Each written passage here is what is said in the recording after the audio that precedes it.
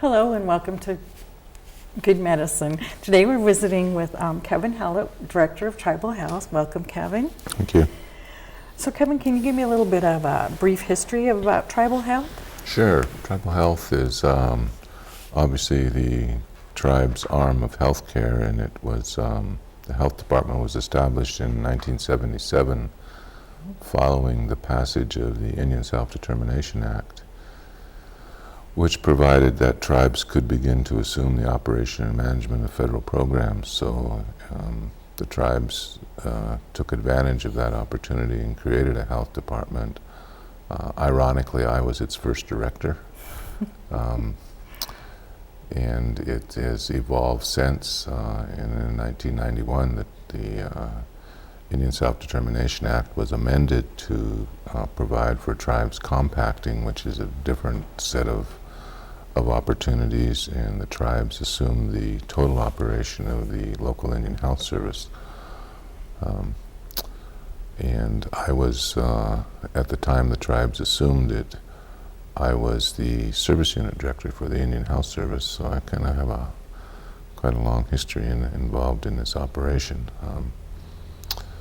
I came back to the health department in 2002,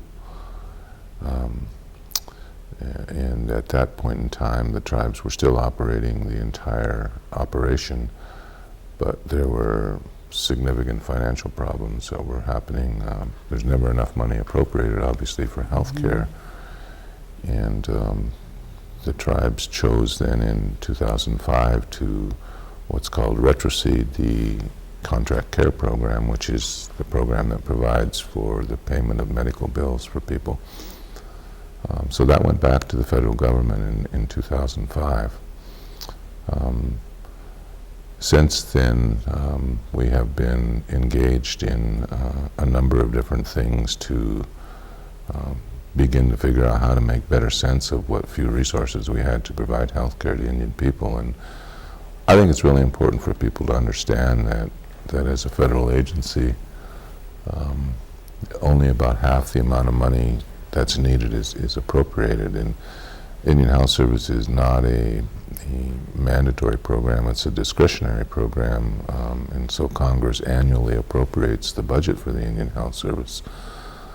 The budget for the Indian Health Service, when you look at it on a per capita basis, is about half of, like I said, half of what's needed to provide health care to Indian people, but in terms of cost per individual, it's funded at about half of what it would take to fund the care of a federal prisoner. So to give you an idea of how blighted it is. Well, if I may ask, then when you're looking at people's eligibilities and stuff, so and you see a lot of people out there complaining and saying that's my right to the federal government has to provide that service. So is that a true statement? Well, the federal government, if it honored its obligations under the treaty, healthcare is one of those provisions that were outlined in the treaty, but it has never been a program other than discretionary. And so while people may feel that there's a right, it's abstract in the sense that there's no appropriation for it. It's not like Medicare and Medicaid, where it is a program that's an entitlement program. Not every Indian tribe has a treaty that specifically says that they'll provide health care. Ours does. And so I think it gets very confusing to people. Indian Health Service is not a program that's an entitlement, nor is it an insurance program. It's not insurance for Indian people. Again, it's money that's appropriated on an annual basis, and the level of care that's provided is done within the confines of that budget. So then there's that difference then between tribal health and then Indian health. Well, exactly, and I think that's one of the probably more confusing elements of the program here. Because the tribes operated it so long as a tribally operated program and then gave a large portion of it back to the federal government. I don't know that we've ever gotten over the fact that the tribe was in total control. The tribe is not in total control. They don't control the federal portion of it, what's now called the Purchase and Referred Care Program, or used to be called contract care. And so when people go to a clinic that is not tribally operated, the care more often than not is, somebody's going to pay for it, whether it's contract care or Medicaid or whatever, and people think that the tribe has that set of funds to pay. We don't have that set of funds to pay. Those are federal, and they have some very strict limitations, and I think that's caused a lot of problems.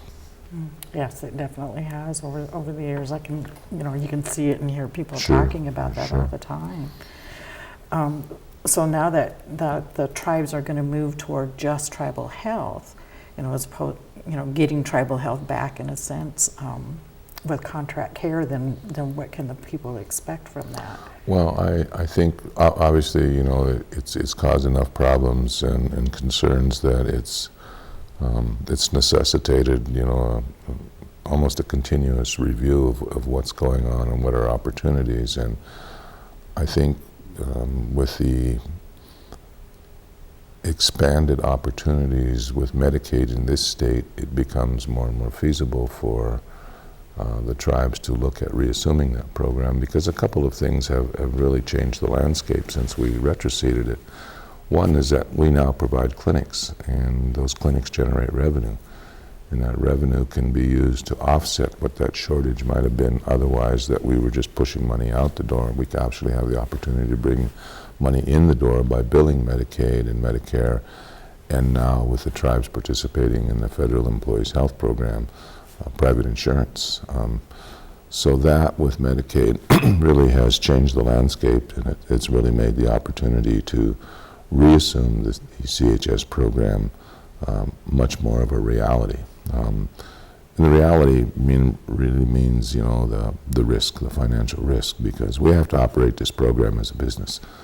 And as a business, we cannot expend what we don't have. And so I feel, very strongly that, we're going to be able to manage it a lot better. But I don't think anybody ought to be under the illusion that we're going to be able to do everything that everybody wants. There's going to be some defined benefits that we'll offer, but we're also going to make sure that everybody who's eligible for a third party has to make application for that third party, because those programs under federal rules are a payer of last resort. And so we're going to work and are working very diligently to get people enrolled in Medicaid, in Medicare, and private insurance. As an example, we have a number of programs that the tribes operate that are based on an individual's income, and that income determines their eligibility for participation in the program. Mm-hmm. Where we have people whose income is below a certain poverty line, they would be under what's the Medicaid changes in Montana. They would be eligible for Medicaid, and their children would be eligible for Healthy Montana Kids. And the point being that whether they come to our clinic or not, obviously we want them to come to our clinic. The point is that they have access to medical care. And I think that's what we have to keep in focus is people who need care can get care, and there's a means by which it can be paid. I look forward to beginning to really, put down some of the anguish and the frustration that people have with not really understanding. And I think this is a great opportunity to begin that dialogue where we want people to know what to do, how to do it, what's available, what the rules are, because it's not an open-ended program. It's a program that has some boundaries, and limitations and eligibility requirements, and all of those things, are part and parcel to the operation of the program and individuals' access to health care. So we'll continue our work with, doing these public meetings. You're going to see regularly on this program people in the department that are going to be presenting their programs and their services, and we just encourage people to stay tuned to this, because it's going to be enlightening, and we'll use all forms of media that we have to our access to get the word out there.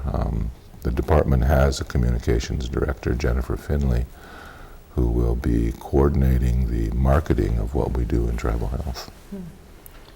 Now, do you see in the future of it potentially being like when you look at the other reservations, like a direct care service, that this is where people we're doing direct care now. We operate 5 clinics now, right. 2 major clinics, one in St. Ignatius and one in Polson. And I look to the day when the majority of primary care is done in our clinics for a couple of reasons. One is that we are able to then control the referrals. We're able to have better information on the continuity of care and what's there. And the access issue, because we've not done this before. I mean, we started building clinics in 2004. The prevailing thought, was, why do we need to do that when we can just go down the road and there's a private clinic and we can just go to that clinic and Indian Health or the tribe will pay? Mm-hmm. Well, we never had enough money. We never had any control over what was going on. Literally hundreds of millions of dollars have passed through this reservation in the name of Indian Health. And when we look at the health status of Indian people today in this state, Indian men die 20 years younger than non-Indian. Indian women die 19 years younger. That's not made up. Those are reports from the State Department of Public Health, and those disparities are real. And so I think, we want to not be sitting on a lawn chair in the back of the room anymore, listening to what people want to do for us in healthcare. We want to be at the table. We want to be making decisions. We want to have control of what is happening with our people, what's happening with their healthcare, and I think better things are to come. I do. So, what do you see then as the major health issue for us here? Well, we have a number of health issues, and depending upon who you talk to, everyone is a priority. Everything is a priority. I would say one of the biggest problems right now in the healthcare system is drug abuse. Mm-hmm. I think it contributes significantly to mental health issues. I think it contributes significantly to physical issues, contributes to family breakup, and all of these things, they all are a piece of the problem. And sometimes I'm frustrated with the fact that people think that when someone is having a medical issue that it's just the purview of the health department, when in reality it's the purview of all of us. It's the education systems, it's the lack of economic opportunity, it's the school systems, it's the housing situation, it's the job situation. And I know I may be straying a little bit here, but again, it's all of the things that make the problem. And it's, I think, prescription drug abuse, illicit drugs, particularly methamphetamines now and heroin, are certainly major players in continuing the dysfunction in a lot of families. Yes, unfortunately it is. I think in terms of physical problems, we have a lot of cancer. We have a lot of cardiovascular issues related to hypertension, but all of those things, I think you could, if you looked at it and looked at all the pieces, you would find a little bit of all the different programs that we offer or that are here that could and should be contributing agencies to the solutions. Yeah. So let's switch gears a little bit, and I know I hear a lot about this too, about the bills not being paid.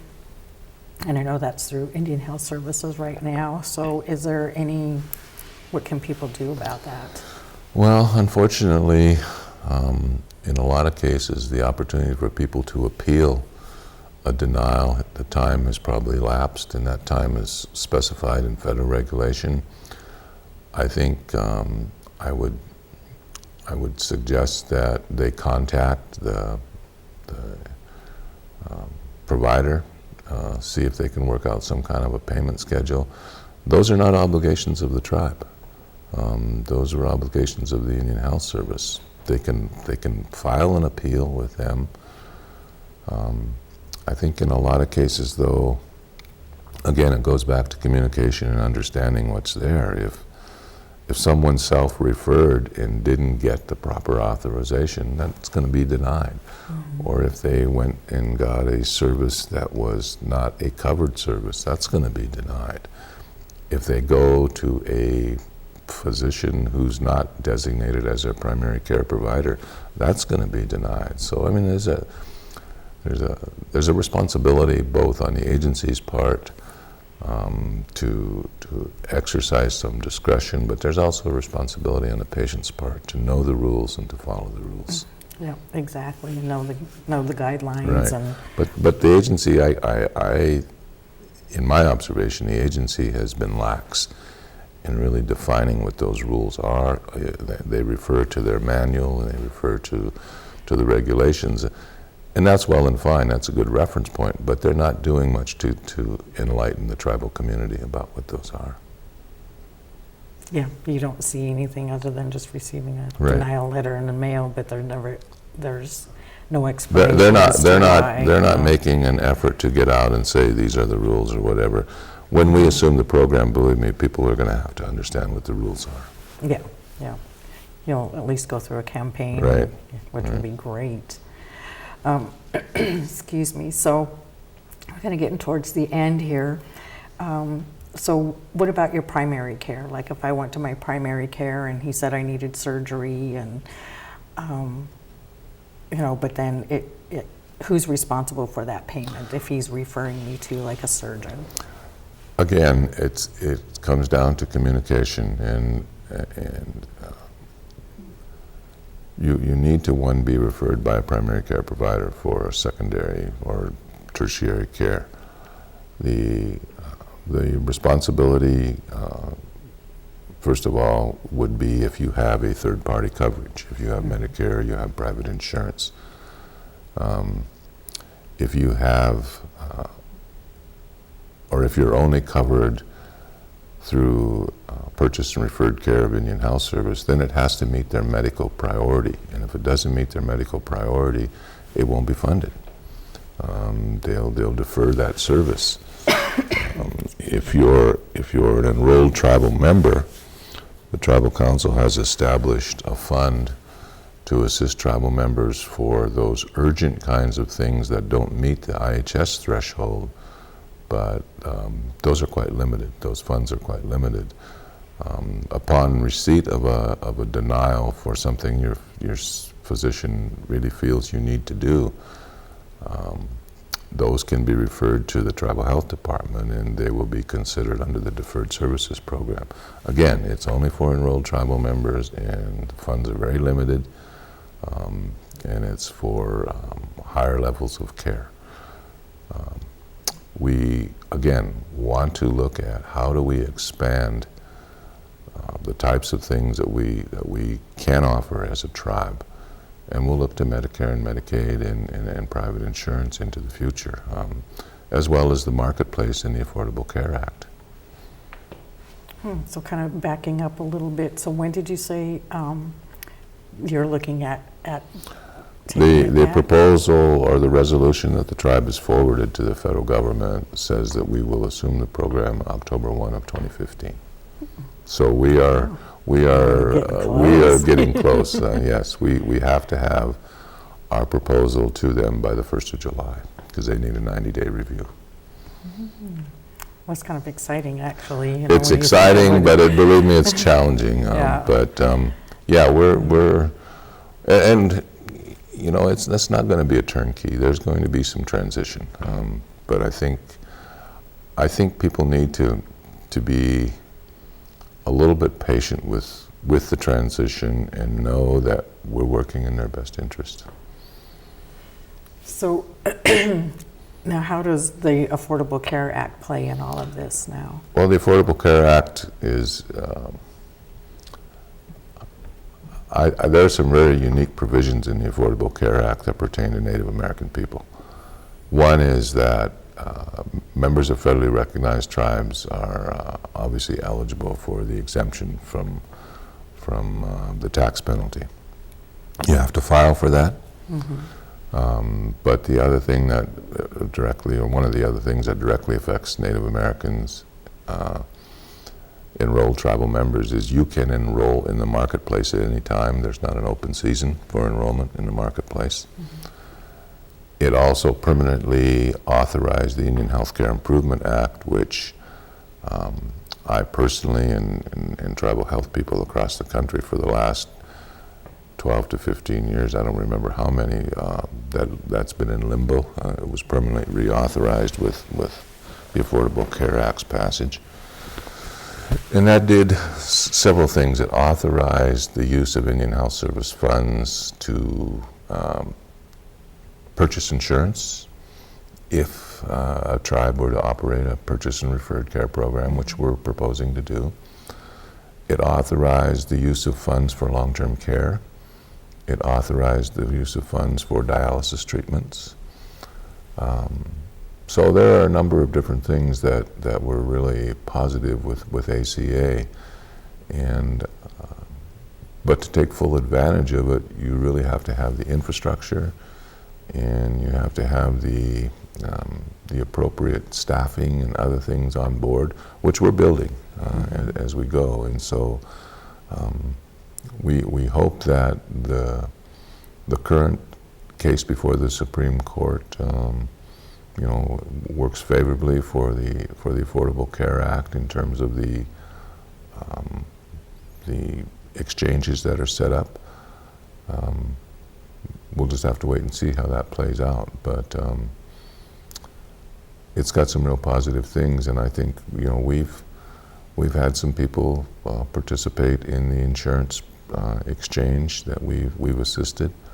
But one of the drawbacks, and it's been a struggle, is people have to provide the financial information, and that's not always an easy thing to obtain from people. But if you have to provide that to be able to get a determination about your eligibility. And in some cases, I think in probably most cases, you could have a very low cost premium with a zero copay and zero deductible. I mean, who wouldn't want to do that if you would qualify? But Yeah. you know, Indian people have never used insurance, and so this is a whole new phenomenon to them, and it's going to take some education to get us all on board with it.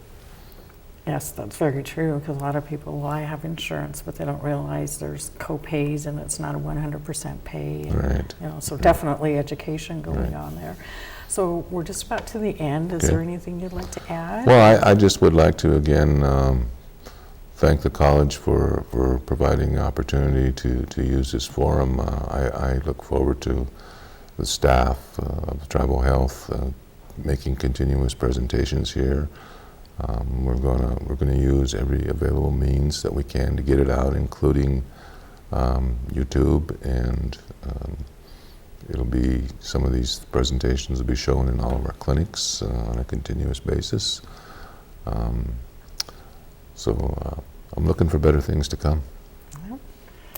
Well, I'm looking forward to visiting with all of your staff Yes. and all of the things that are coming forward. So thank you very much for tuning in, and that will do it for this edition of Good Medicine.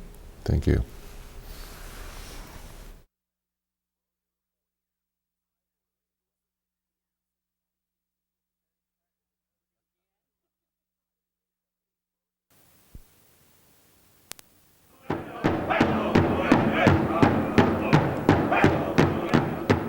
Good Medicine is your program. We hope you watch this and subsequent programs to stay informed about your health care. And we'd like to hear from you about how we're doing. Please direct any comments or suggestions you have to us. You can reach us at